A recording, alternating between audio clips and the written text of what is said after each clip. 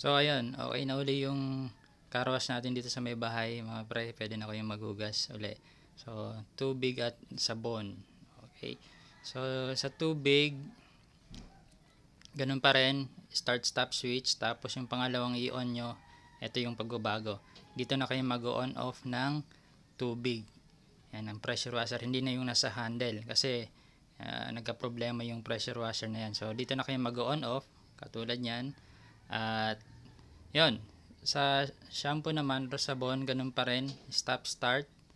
Tapos yan, meron na kayong foam or sabon. Pwede kayong magdala ng sarili nyong sabon kung gusto nyo at basahan. So ayun, katok lang kayo sa bahay para itabi ko yung motor kung magugas kayo dito sa tapat namin. Medyo maliit yung space, isa-isang motor lang yung pwedeng magugas. Okay? Yan, maraming salamat at Diyos mabalos sa Indago Boss.